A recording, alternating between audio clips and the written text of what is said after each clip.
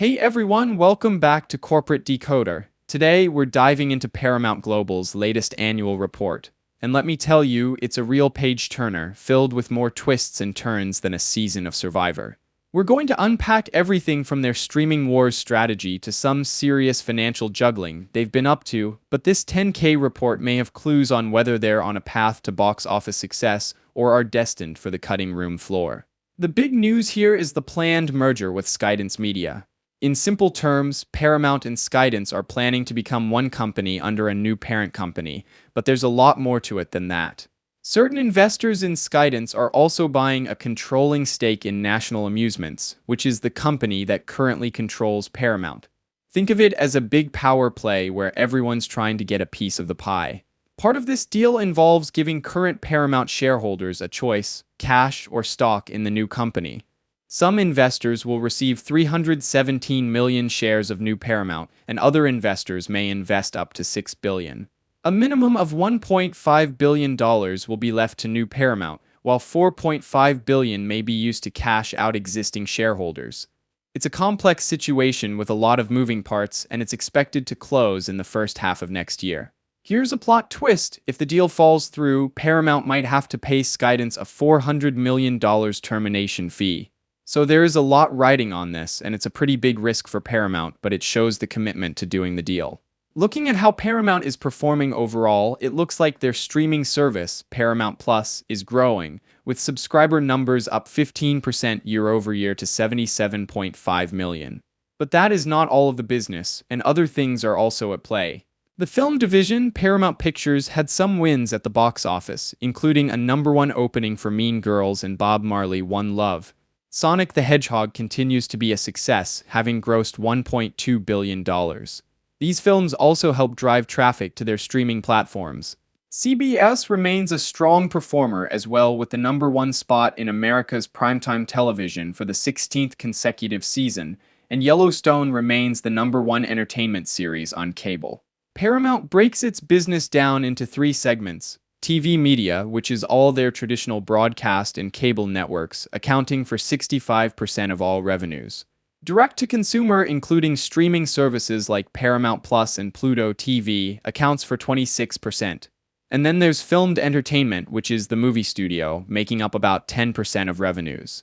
A big thing to note is that National Amusements, or NAI, which is controlled by Shari Redstone, has a huge amount of voting power, controlling over 77% of the Class A common stock.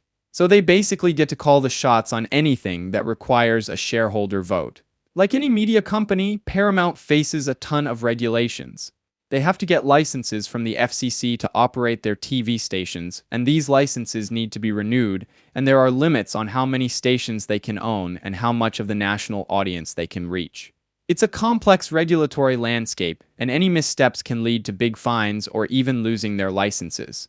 Then there's the ever-growing challenge of data privacy. With data protection and privacy laws constantly changing, it's difficult to keep up. If they mess up how they collect, use, or store personal data, they could face major legal and financial consequences. As a content-driven company, Paramount's intellectual property is extremely important to it. Despite efforts, the infringement of intellectual property rights presents a significant challenge to the industry. Paramount has seen some significant losses due to impairment charges, especially with their cable networks unit. In the latest quarter, they had to write down the value of those assets by nearly $6 billion. It suggests that they don't see as much long-term value in those traditional cable channels anymore, which makes sense given how everyone's moving to streaming. Another challenge that Paramount is facing is sustainability and corporate responsibility. The world is changing, and consumers are now expecting companies to commit to better environmental and social programs. This adds to operating costs, creates compliance risks, and their stakeholders' expectations are always in flux. They are working to attract and keep employees with good compensation packages, health, safety, and security. The Skydance deal is also pending approval by regulators in the US and other countries.